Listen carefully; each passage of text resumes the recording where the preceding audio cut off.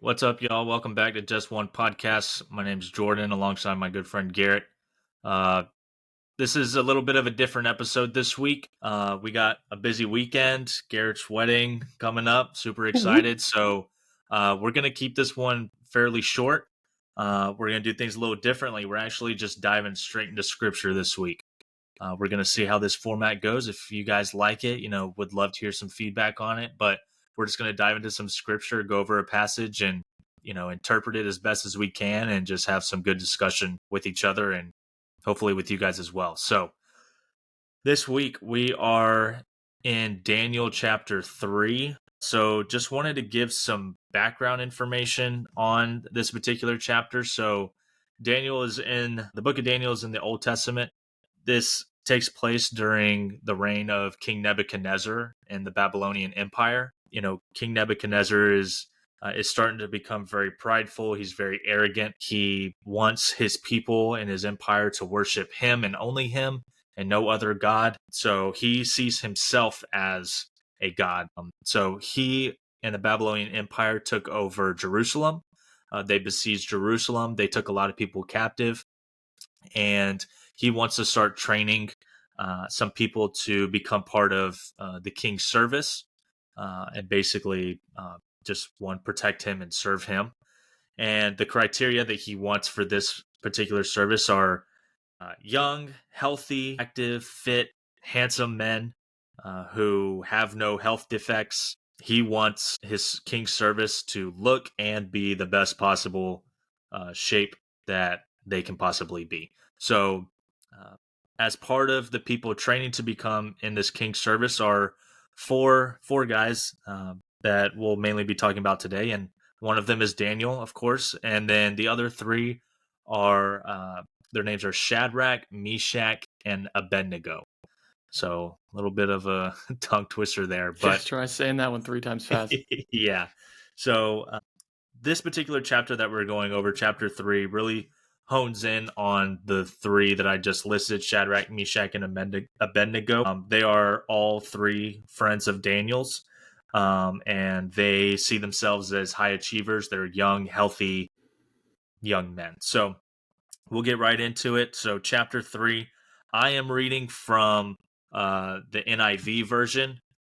Garrett, I don't know what version you have over there. I have Um, CSB, but it okay, should be enough to that's go back and cool. forth. We'll roll with it. So, starting out chapter 3, what we're basically going to do is just we're going to read it. I'm going to read aloud, and we're just going to interject along the way as we read and discuss and analyze and interpret as best as we can. So, here we go. Chapter 3, verse 1. King Nebuchadnezzar made an image of gold 60 cubits high and 6 cubits wide, and set it up on the plain of Dura in the province of Babylon. He then summoned the satraps, prefects, governors, advisors, treasurers, judges, magistrates, and all the other provincial officials to come to the dedication of the image he had set up. So the satraps, prefects, governors, advisors, treasurers, judges, magistrates, and all the other provincial officials assembled for the dedication of the image that King Nebuchadnezzar had set up, and they stood before it. So I just want to go ahead and stop right there. So again, King Nebuchadnezzar, if you're building a statue of yourself basically and a statue of gold, that's pretty prideful, I Yeah, would little red say. flag. Yeah, a little bit of a red flag there. And he wants all of his people to come and basically worship this image of gold that represents him and uh, the empire and kingdom that he has built. So, moving along, verse 4. Then the herald loudly proclaimed, "Nations and peoples of every language, this is what you are commanded to do. As soon as you hear the sound of the horn, flute, zither, lyre, harp, pipe, and all kinds of music, you must fall down and worship the image of gold that King Nebuchadnezzar has set up. Whoever does not fall down and worship will immediately be thrown into a blazing furnace." Verse 7. Therefore, as soon as they heard the sound of, I'll just say, all the instruments, all the nations and peoples of every language fell down and worshipped the image of gold that King Nebuchadnezzar had set up. At this time, some astrologers came forward and denounced the Jews. They said to King Nebuchadnezzar, "May the king live forever. Your Majesty has issued a decree that everyone who hears the sound of all the instruments must fall down and worship the image of gold, and that whoever does not fall down and worship will be thrown into a blazing furnace. But there are some Jews whom you have set over the affairs of the province of Babylon, Shadrach, Meshach, and Abednego, who pay no attention to you, your majesty. They neither serve your gods nor worship the image of gold you have set up. I don't know what the heck a zither is, but I think I need to go look that up and see what that sounds like. I bet it's fire. I bet it is I bet gas. It is. Yeah, just I think of like those one-man band kind of guys that walks around with like literally all the instruments strapped all over their body, and like they got the drum set up hooked up to their foot, and then they're playing guitar, and then they got a little a flute or something connected to their mouth. Mm-hmm. That's what I think of when they start listing off all these instruments. Yo, man, hit the zither. So here we see again, King Nebuchadnezzar trying to install this decree upon his nation and empire that they should fall down and worship this image of gold that he has set up that again resembles himself more than likely. And then we see that we have our three rebellious little fellows down here, Shadrach, Meshach, and Abednego, the friends of Daniel. And they are just absolutely refusing to bow down to King Nebuchadnezzar, to worship anybody else other than, the most high God that they serve and they worship. So I think that's really cool, and a testament to their faith, obviously, of their surroundings and their environment are everybody's against them. Basically, their own king that overlooks them is against them. The entire rest of the empire and kingdom is against them, and yet they still stand firm in their faith.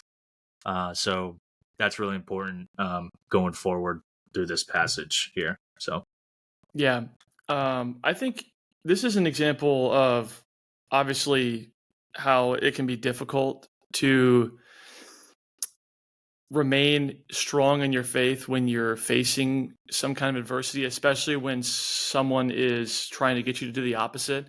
And this example is like a really obvious one, like, hey, we want you to worship this other thing instead of your God. But I also think it's important to note that there can be a lot less obvious temptations in our life where we may not be asked to directly worship another God, but we could be worshiping something else in the place of our God without even realizing it, whether that be a sports team or social media or a celebrity or another person. It may not be as, like I said, as obvious as, hey, you need to worship this other God instead of the one you're worshiping right now, or we're going to throw you in a furnace. But you need to be careful that you don't let the enemy kind of creep in and twist your mind, or let yourself fall into the trap of worshiping something else above God, because that's still the same thing.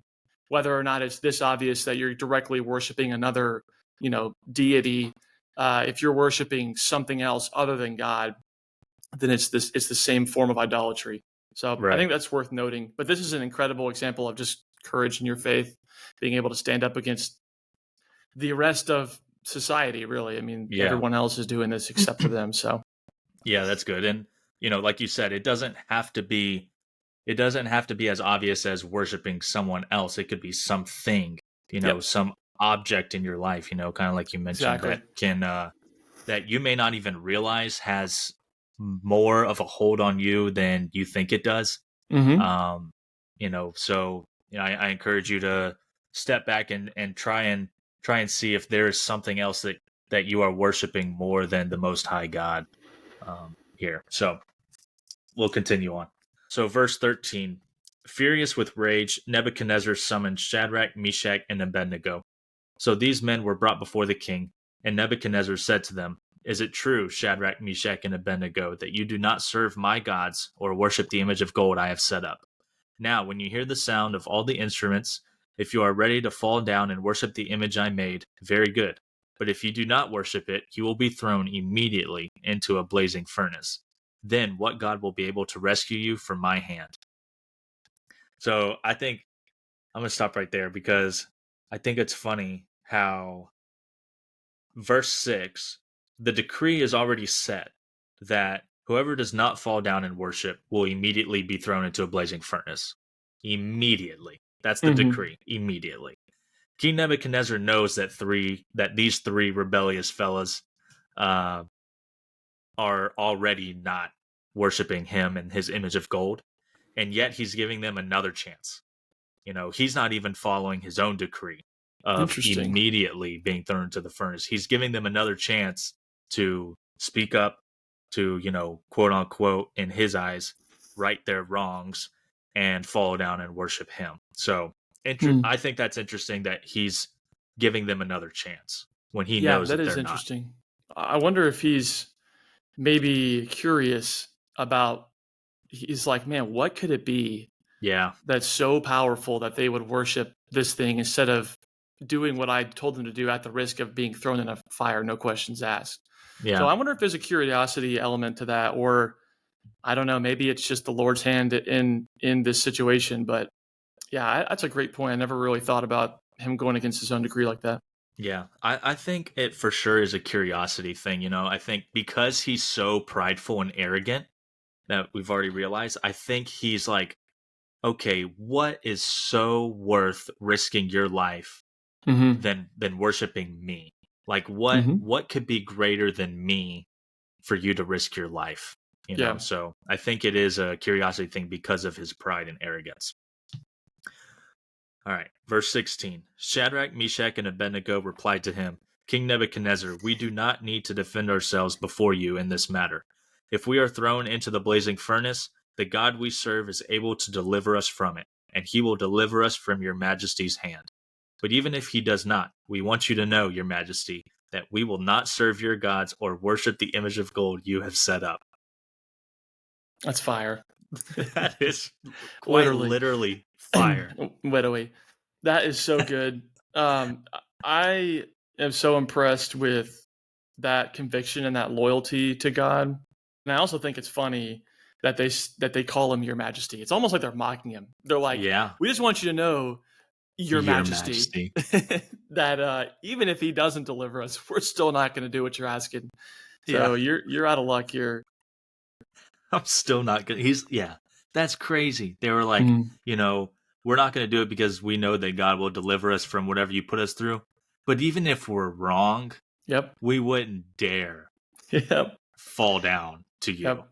That's such a great So faith, man, because it's not contingent on, well, if my God delivers me, then obviously he's my God, and if he yeah, doesn't, then well, he just left me here to die. Like that could be the easy way to think about it. Is like it's just a contingency, conditionality. But that's such a man, what a powerful position to be in, because it's easy to sit here and read that and be like, oh, I would have done the same thing. 100%. I would not have done the same thing. I probably would have folded like a lawn chair. I would have been like, "Oh crap! Well, if I don't get helped out of this, then what the heck?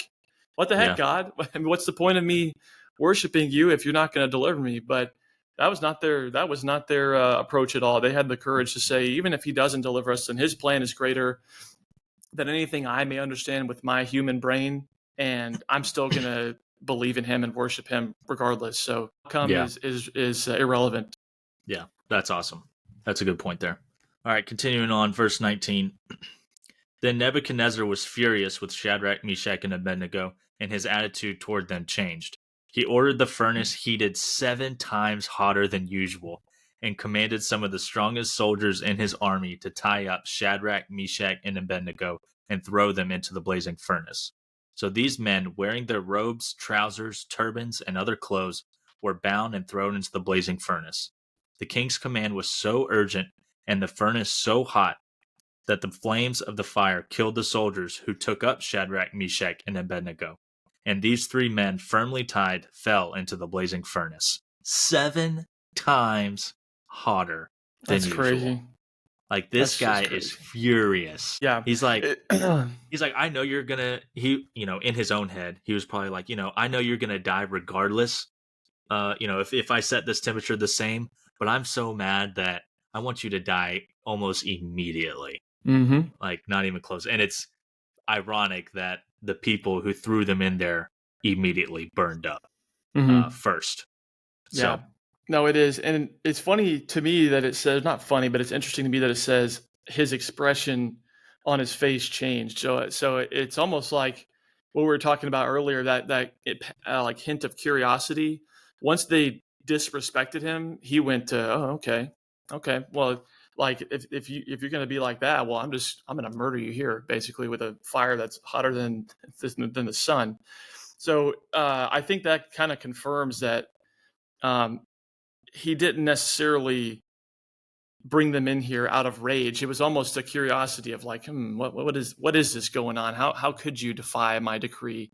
And then they basically spat in his face, and he gets really mad about it. So yeah, interesting that he wasn't rage filled the whole time. When this first started out, he wasn't full of rage. Whatever it was, we're assuming curiosity obviously shifted, but it's interesting to me that wasn't his first posture, which is, you'd think it would be because they had directly disobeyed his decree, but it wasn't at first. So, interesting thought. Yeah, that's good. That's really good. All right, verse 24. So now remember, these guys are tied up and everything. They still have all their clothes on and whatnot. All right, verse 24. Then King Nebuchadnezzar leaped to his feet in amazement and asked his advisors, "Weren't there 3 men that we tied up and threw into the fire?" They replied, "Certainly, your majesty." He said, "Look, I see 4 men walking around in the fire, unbound and unharmed, and the 4th looks like a son of the gods." That's insane. I think it's interesting that they were tied up, and the things that kept them bound were burned up in the fire. The trial that they went through, to be taken captive by the king's service, tied up, thrown into the fire, like that trial that they went through, it actually released them from the things that were keeping them bound. Wow, that's really good. I did not pick up on that. That's a phenomenal, that could be a whole lesson plan in itself. That's great. Yeah, man. So, keep that in mind whenever we go through trials, tribulations, and the fires in our life. Maybe God is releasing us from the things that are bounding us, that are keeping us from being with Him, from being with Him in the fire, being in His presence. So just try and keep that in mind. Sometimes it's a hidden lesson that we find out kind of later down the road. Yeah, so, that's good. All right. Verse 26. Nebuchadnezzar then approached the opening of the blazing furnace and shouted, "Shadrach, Meshach, and Abednego, servants of the Most High God, come out, come here." So Shadrach, Meshach, and Abednego came out of the fire, and the satraps, prefects, governors, and royal advisors crowded around them. They saw that the fire had not harmed their bodies, nor was a hair of their heads singed. Their robes were not scorched, and there was no smell of fire on them. Then Nebuchadnezzar said, "Praise be to the God of Shadrach, Meshach, and Abednego, who has sent his angel and rescued his servants. They trusted in him and defied the king's command, and were willing to give up their lives rather than serve or worship any god except their own God. Therefore, I decree that the people of any nation or language who say anything against the God of Shadrach, Meshach, and Abednego be cut into pieces, and their houses be turned into piles of rubble, for no other God can save in this way." Then the king promoted Shadrach, Meshach, and Abednego in the province of Babylon. That's pretty awesome. What do you got? Any thoughts? Yeah, so I want to read the first 3 verses of chapter 4 that come right after this. So all of what Jordan just read, and then right after this is this. King Nebuchadnezzar, to those, and this is his proclamation, by the way, to those of every people, nation, and language who live on the whole earth, may your prosperity increase. I am pleased to tell you about the miracles and wonders the Most High God has done for me. Verse 3, how great are his miracles and how mighty his wonders. His kingdom is an eternal kingdom, and his dominion is from generation to generation. So that is a complete and utter shift in his tone, his personality, his belief, everything. This is a completely transformed man just by witnessing this miracle that directly went against him. This was Yeah. directly against him and what he decreed, and at first made him really mad. And now that he is a witness of the miracle of God, he's completely transformed, and he is now proclaiming the good news to other people. It's just cool. I think that's such a cool story, and applies to us, that not only can we be transformed like that in a moment when we interact with God, and that's how powerful He is, but also we have almost a responsibility to proclaim that good news, to spread that to other people, and I kind of think that it may not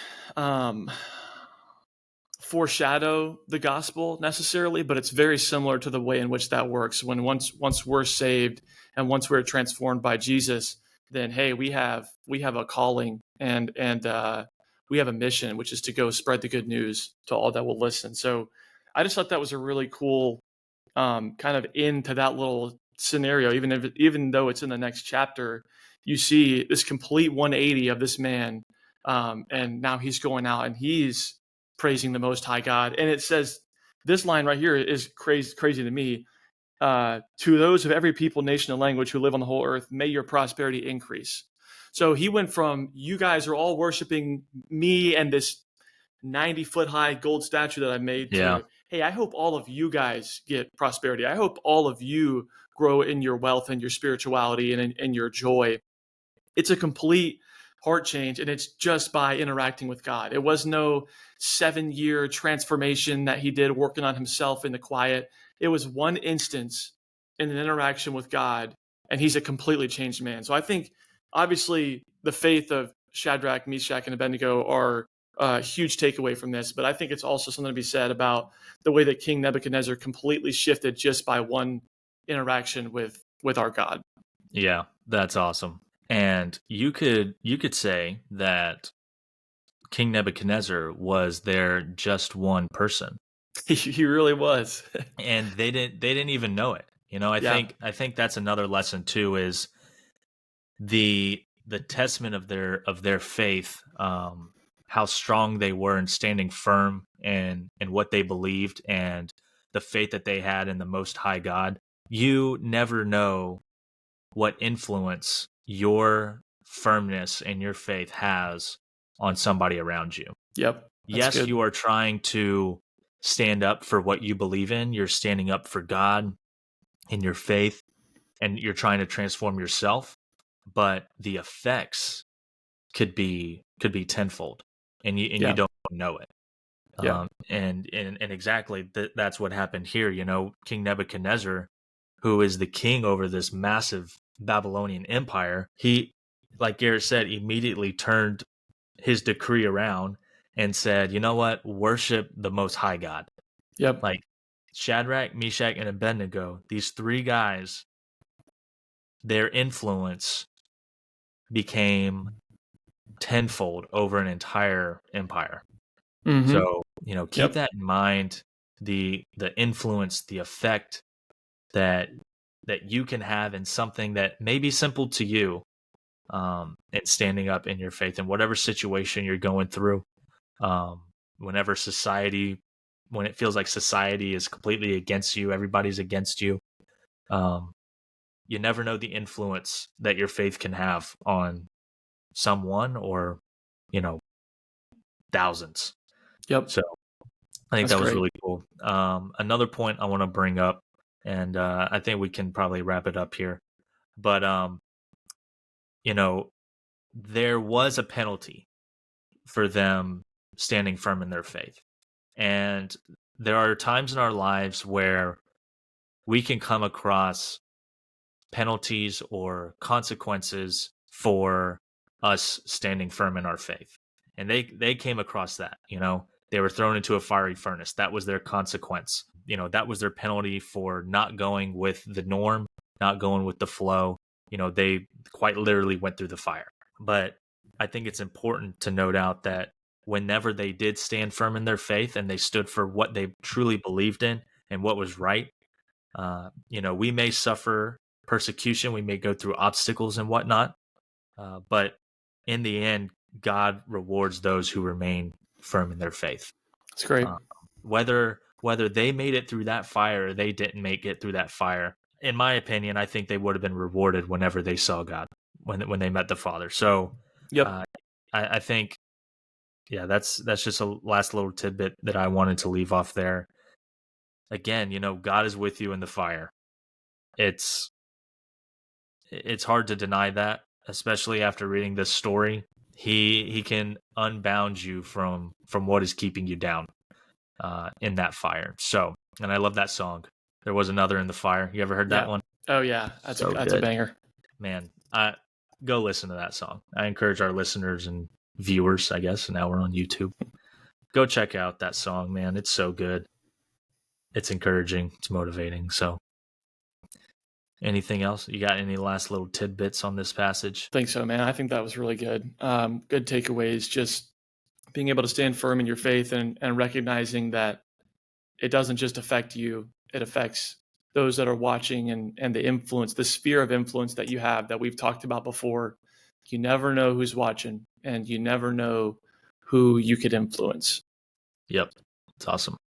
That is the whole point of why we do this. So that's right. We never know who's listening, and we do it for you, whoever's listening right now, So with that being said, we hope we made you laugh. We hope we made you smile. We hope you took something away from this passage. Yep. So now it's your turn. Go impact just one person. See y'all. See ya.